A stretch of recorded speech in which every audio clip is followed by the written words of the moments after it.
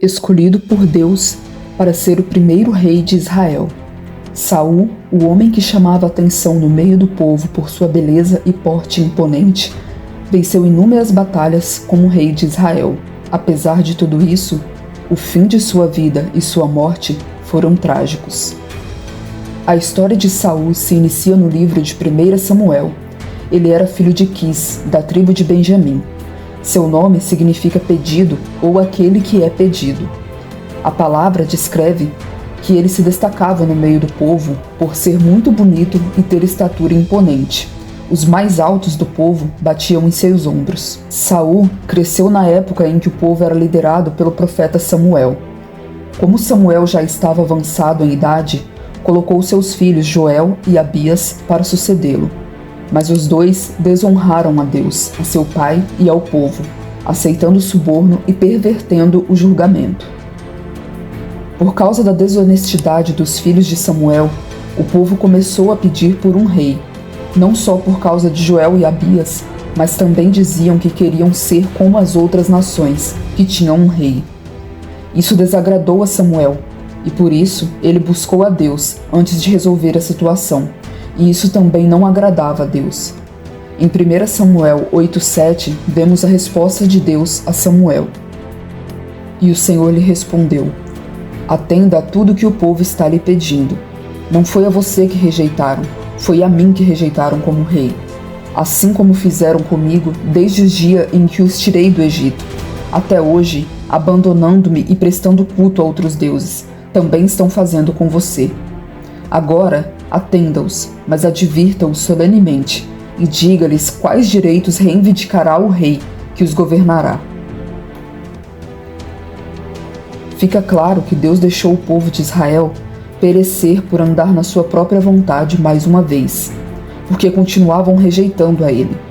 Mesmo depois de dizer ao povo todas as implicações de ter um rei, incluindo que seus filhos seriam tirados para serem servos e que perderiam terras para o rei, o povo insistiu e disse que queria um rei. Em 1 Samuel 8,19 diz: todavia, o povo recusou-se a ouvir Samuel e disse: não, queremos ter um rei. Seremos como todas as outras nações. Um rei nos governará e sairá à nossa frente para combater em nossas batalhas. Depois de falar com Deus mais uma vez, Samuel dispensa o povo e se prepara para levantar o primeiro rei de Israel.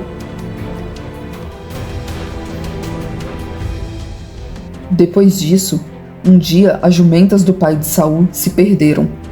Ele, então, foi com um servo para procurá-las. Chegando à cidade de Zuf, Saul queria voltar, porque estavam longe e não encontraram as jumentas.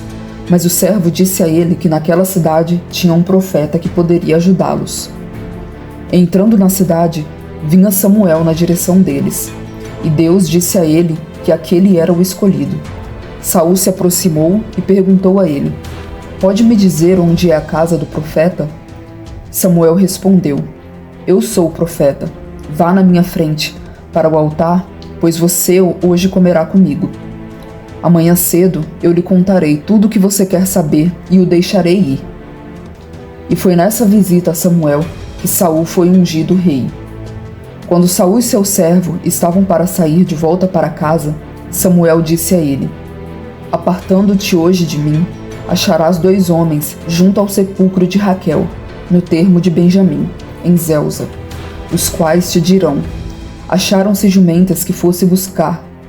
E eis que já o teu pai deixou o negócio das jumentas, e anda aflito por causa de vós, dizendo: que farei eu por meu filho? E quando ali passares, mais adiante, e chegares ao carvalho de Tabor, ali te encontrarão 3 homens, que vão subindo a Deus a Betel, um levando 3 cabritos, o outro 3 bolos de pão e o outro um odre de vinho. E te perguntarão como estás, e te darão 2 pães, que tomarás das suas mãos. Então chegarás ao outeiro de Deus, onde está a guarnição dos filisteus. E há de ser que, entrando ali na cidade, encontrarás um grupo de profetas que descem do alto e trazem diante de si saltérios, tambores, flautas e harpas, e eles estarão profetizando. E o Espírito do Senhor se apoderará de ti, e profetizarás com eles, e tornar-te-ás um outro homem. E há de ser que quando estes te vierem, faze o que achar a tua mão, porque Deus é contigo. Tu, porém, descerás antes de mim a Gilgal, e eis que eu descerei a ti, para sacrificar holocaustos e para oferecer ofertas pacíficas.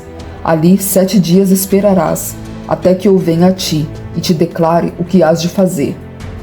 Saul foi, e no mesmo dia tudo o que Samuel disse aconteceu. Alguns dias depois, Samuel reuniu todas as tribos em Mispá, e ali destacou primeiro a tribo de Benjamim, depois o clã de Quis e depois a Saul individualmente. No início, Saul foi rejeitado por parte do povo, mas chegando aos seus ouvidos os planos de conspiração contra ele, pegou uma junta de bois e fatiou, tendo o Espírito de Deus o tomado e acendendo a sua ira.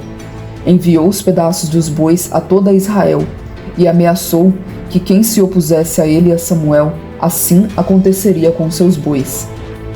Assim veio o temor do Senhor sobre o povo, e obedeceram. Depois do primeiro ano do reinado de Saul, ele começou a não ir tão bem. Em uma batalha contra os filisteus, Saul deveria esperar 7 dias até que Samuel chegasse para oferecer o sacrifício. Mas Saul, por sua conta, resolveu sacrificar, e assim que Samuel chegou, o repreendeu. Então disse Samuel a Saul: procedeste neciamente, não guardaste o mandamento que o Senhor teu Deus te ordenou. O Senhor teria confirmado o teu reino sobre Israel para sempre. Agora, porém, não subsistirá o teu reino. Já tem o Senhor buscado para si um homem segundo o seu coração, e já o tem destinado para ser príncipe sobre o seu povo, porquanto não guardaste o que o Senhor te ordenou. E Samuel já se referia a Davi. Desse dia em diante, o reinado de Saul só declinou. Ele continuava desobedecendo a Deus. Em uma batalha contra os amalequitas, Deus tinha ordenado que ninguém e nada fosse poupado, mas Saul agiu como quis mais uma vez e poupou o rei Agag e seus melhores animais.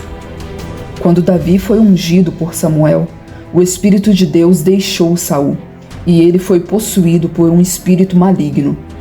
E por sugestão de seus servos, mandou chamar alguém que tocasse bem harpa, para que quando tocasse, o espírito o deixasse em paz. E esse alguém era exatamente Davi.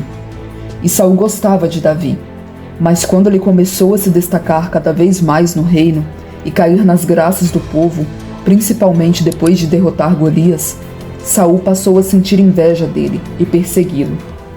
Entre as coisas contrárias a Deus que Saul fez, está a perseguição a Davi, tentando várias vezes, inclusive, matá-lo, tentando matar até mesmo seu próprio filho Jonatas, que era muito amigo de Davi, e fez também um massacre de sacerdotes de Deus, também por causa de sua perseguição contra Davi. Saul chegou até a procurar uma feiticeira depois da morte de Samuel. Depois desse reinado conturbado e ter entrado para a lista de reis que não agiram conforme a vontade de Deus, Saul teve uma morte trágica. Em uma luta contra os filisteus, o Senhor os entregou à derrota, visto que Saul se rebelou muito contra Deus.